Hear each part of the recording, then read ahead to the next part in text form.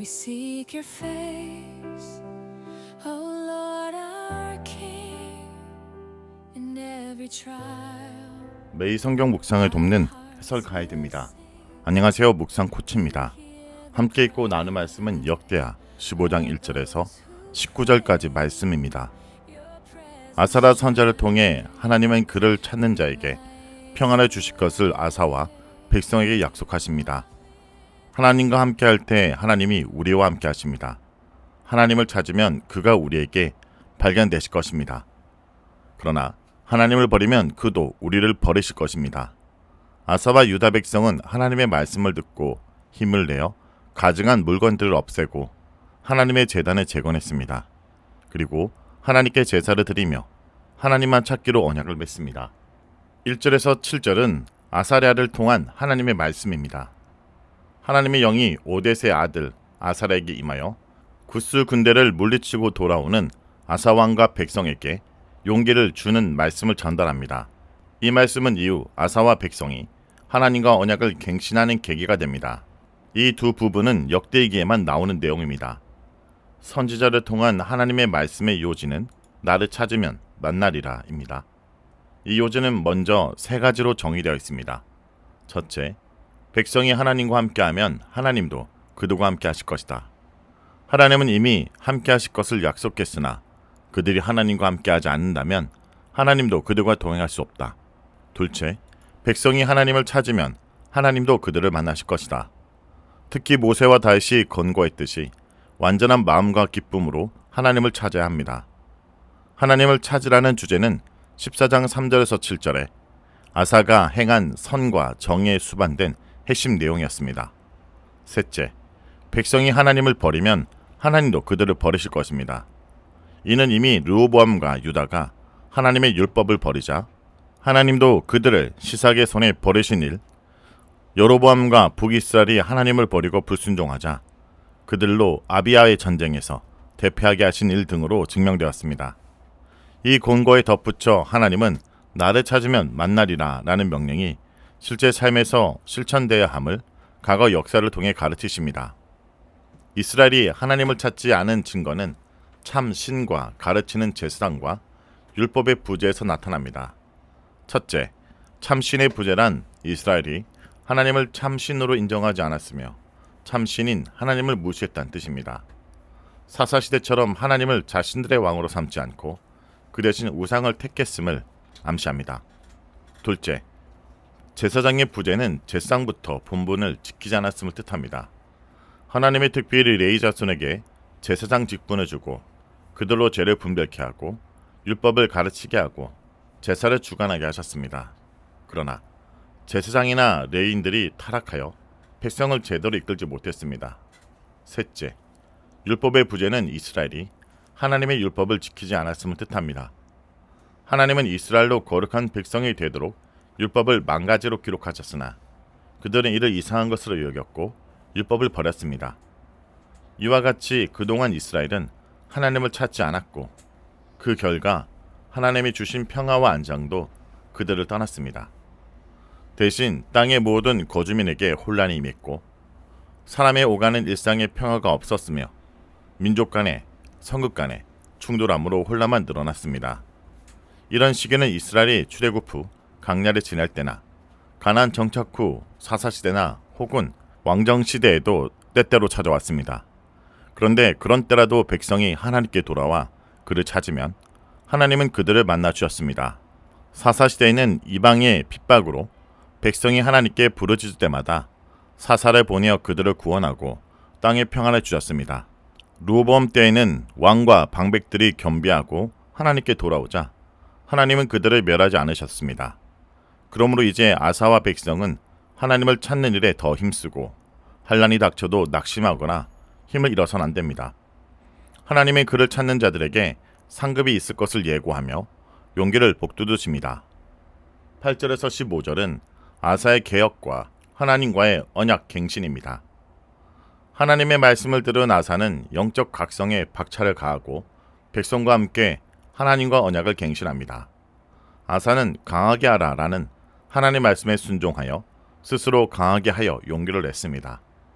또 손이 약하지 않게 하라라는 명령에 순종하여 먼저 남유다의 우상을 없애고 그 후 북이스라엘의 에브라임 산지에서 빼앗은 성읍들에 있는 우상을 제거했습니다. 이 성읍들은 아비야 때 빼앗은 베델 등지를 가리키거나 성경에 기록되지 않는 북이스라엘과의 전쟁에서 아사가 빼앗은 곳으로 이해됩니다. 우상 척결 후에 아사는 성전 낭실에 있는 여호와의 제단을 보수하고 성결케 했습니다. 곧 언약식을 거행함으로 이에 대한 준비를 철저히 한 것으로 보입니다. 그 후 아사는 언약식을 위해 먼저 남유다 백성을 모았고 또 북이스라엘 사람들도 모았습니다. 로보암 때부터 북이스라엘에서 유다로와 거주하는 이들이 있었지만 아사 때는 하나님이 함께 하시는 그의 통치력에 이끌려 이스라엘 왕을 버리고 아사에게 오는 자가 많았습니다. 이처럼 하나님과 올바른 관계를 가진 지도자는 백성에게 영적 본보기가 됩니다. 드디어 아사와 유다 및 북이스라엘에서 온 백성들이 함께 하나님과의 언약을 갱신합니다.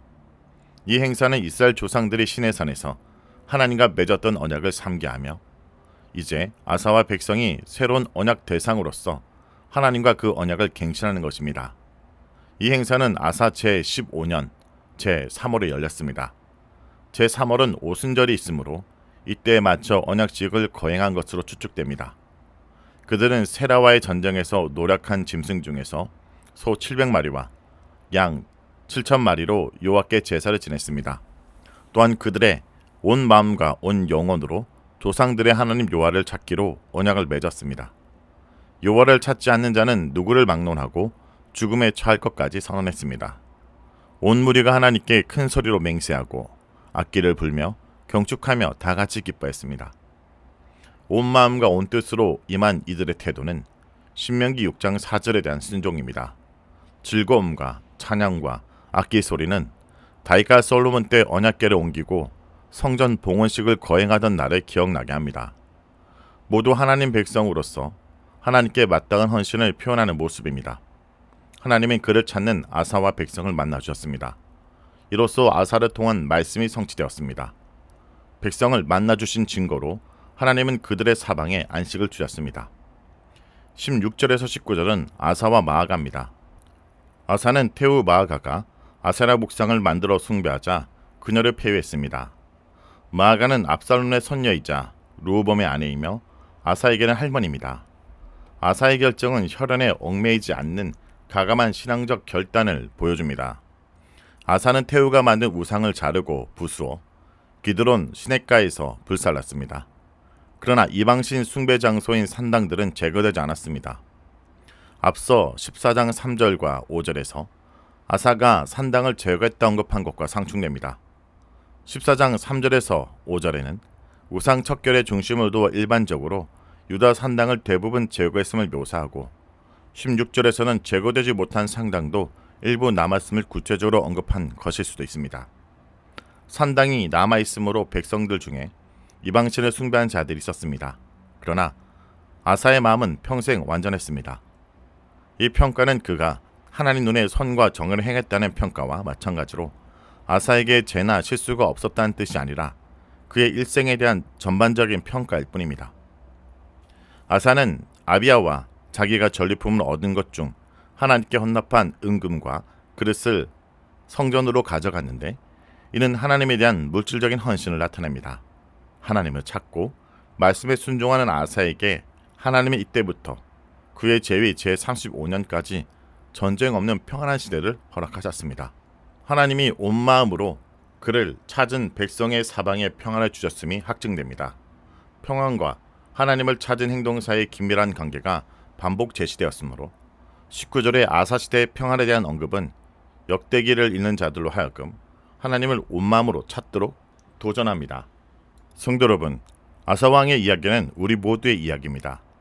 우리는 구스 군대와의 전투처럼 이 세상의 거대한 도전과 끊임없이 싸우고 있습니다.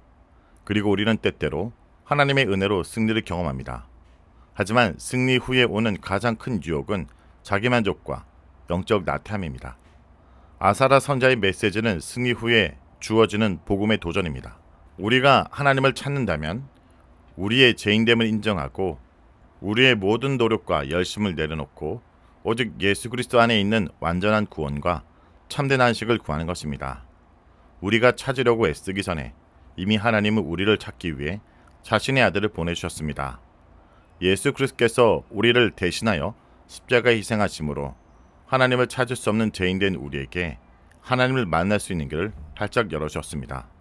그러므로 하나님을 찾는다는 것은 우리의 자기 개혁의 노력이 아니라 예수 그리스도께서 이미 이루신 일을 믿고 그 은혜를 힘입어 이제 온 마음으로 그분을 추구하기로 결단하는 은혜에 대한 응답입니다. 이 응답은 삶의 모든 우상을 내려놓고 우리 삶의 중심에서 예배를 회복하는 헌신의 삶으로 나타나야 합니다. 말씀을 놓고 기도하겠습니다. 주님, 오늘도 우리에게 말씀해 주시면 감사드립니다. 저희는 너무나 자주 아사왕이 고수군들을 이긴 후 영적 교만에 빠질 수 있었던 것처럼 저희 삶의 작은 성공과 성취에 도취되어 가장 중요한 주님을 잊고 살았습니다. 저희 열심을 우상 삼아 정작 주님을 향한 방향을 잃었던 저희의 죄를 고백합니다. 주님, 저희가 참된 평화를 찾기 위해 방황했던 모든 헛된 노력들을 용서하여 주옵소서. 저희 삶의 모든 영역 속에 숨어있는 마아가의 아사랴 목상과 같은 우상들을 성령의 검으로 파헤쳐 주시고 저희가 그것들을 단호하게 제거할 수 있는 강하고 담대한 마음을 허락하여 주옵소서. 저희가 사람들의 시선이나 익숙한 문화적 습관 때문에 차마 버리지 못하고 있던 모든 가증한 것들에서 자유케 하여 주옵소서. 주님, 저희 일생이 아사왕처럼 온전한 마음으로 주님을 따르는 삶으로 평가되길 간절히 소원합니다. 우리를 인도하여 주옵소서. 예수님의 이름으로 기도합니다. 아멘.